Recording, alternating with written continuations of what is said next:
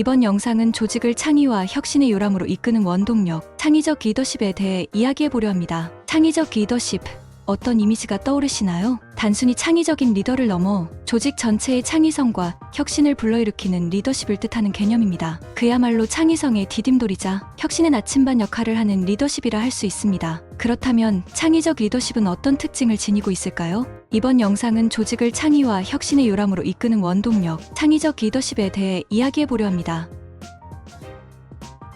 화면의 표를 보시면 몇 가지 핵심 요소들이 정리되어 있어요. 우선 창의적 리더는 조직이 나아갈 방향을 제시하고 구성원들과 함께 창의와 혁신의 비전을 공유하는 등대 역할을 해요. 우리가 향해야 할 미래, 거기에는 늘 창의성이란 별이 반짝이고 있다는 걸 깨닫게 해주는 것이죠. 여기에 더해 창의적 리더는 구성원들의 사고를 자극하고 영감을 불어넣는 촉매제가 되기도 해요. 기존의 틀에서 벗어나 볼 것을 권하고 새로운 생각의 실마리를 던져주는 거죠. 마치 창의성이란 불꽃을 지펴주는 마법사 같은 존재랄까요? 뿐만 아니라 창의적 리더는 구성원들이 마음껏 도전하고 실험할 수 있는 심리적 안전망을 제공하기도 해요. 실수를 용인하고 격려하는 분위기, 그 속에서 우리는 두려움 없이 창의의 날갯짓을 시도하게 되죠. 마지막으로 창의적 리더는 구성원 개개인이 창의성을 발휘할 수 있도록 자율성을 부여하고 역량 개발을 지원하는 후견인의 모습을 보여줘요. 스스로 창의의 주체가 되어 힘차게 나아갈 수 있도록 날개를 달아주는 셈이죠. 이처럼 창의적 리더십은 개인은 물론 조직 전체의 창의성을 일깨우고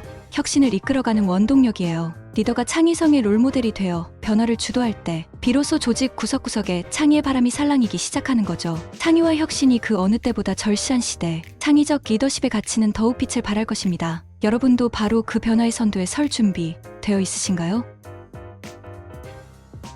창의적 리더십과 함께 빼놓을 수 없는 것이 바로 창의성을 뒷받침하는 조직 문화인데요. 아무리 훌륭한 창의적 리더가 있어도 문화가 받쳐주지 않으면 그 효과는 반감될 수밖에 없어요. 그렇다면 과연 어떤 조직 문화가 창의성의 토양이 될 수 있을까요? 무엇보다 개방적이고 수평적인 소통 문화가 자리 잡혀야 해요. 서로의 생각을 자유롭게 나누고 다양한 의견을 존중하는 분위기 속에서 창의성은 꽃을 피울 수 있거든요. 그런데 이게 가능하려면 구성원들이 심리적 안정감을 느껴야만 해요. 혹시라도 비난받을까 두려워 입을 다물게 되면 창의의 싹은 피어나기 어려울 테니까요. 두 번째로 도전과 실험 정신이 살아 숨쉬는 문화를 꼽을 수 있어요. 새로운 시도가 격려받고 실패가 학습의 기회로 여겨지는 풍토, 그것이 바로 혁신의 원천이 되죠. 안주보다는 도전이 미덕으로 받아들여질 때 우리는 비로소 창의의 영역으로 발을 내디딜 수 있습니다. 다양성을 존중하고 차이를 포용하는 자세도 창의 문화의 필수 요소예요. 각자 다른 생각과 배경을 지닌 구성원들이 어우러질 때 획일성을 깨는 혁신적 발상이 탄생하거든요. 다름 속에서 창의의 힘을 발견할 수 있는 안목, 그것이야말로 미래 조직 문화의 핵심 역량이 아닐까 싶네요.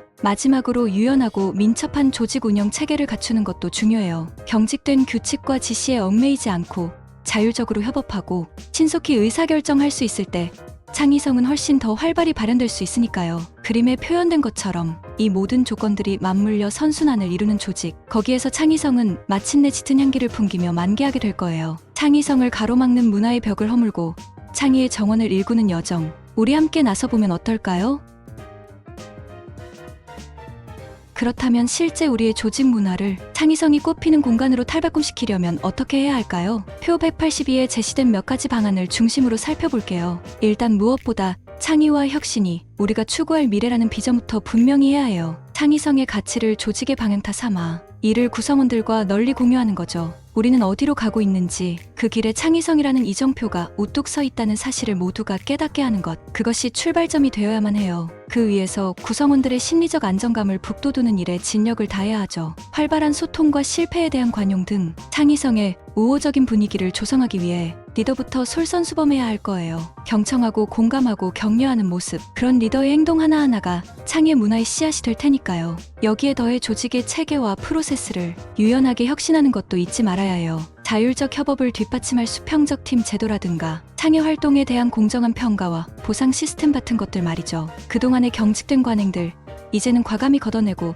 창의성이 숨 쉴 수 있는 틀을 마련해야 할 때예요. 그리고 무엇보다 창의 역량 개발에 아낌없이 투자해야 합니다. 창의성 교육과 훈련은 물론 실제 업무 현장에서 창의성을 발휘할 수 있는 기회와 자원을 풍성히 제공하는 거죠. 일상에서 창의적으로 사고하고 행동하는 것이 당연한 규범으로 자리 잡도록 끊임없이 독려하고 지원하는 노력, 결코 게을리해선 안 될 것 같아요. 하지만 이 모든 노력의 중심에는 늘 사람이 있음을 잊어선 안 돼요. 아무리 훌륭한 제도와 시스템도 그것을 움직이는 건 결국 사람이니까요. 그래서 근본적으로 창의적 조직 문화의 핵심은 창의적 인재를 육성하고 결집하는 데 있다고 봅니다. 한 사람 한 사람의 창의성을 일깨우고 이들이 더 큰 창의의 바람을 일으킬 수 있도록 돕는 일. 우리가 창의적 조직 문화의 길을 걸어가는 근본 이유가 바로 거기에 있는 것 같습니다.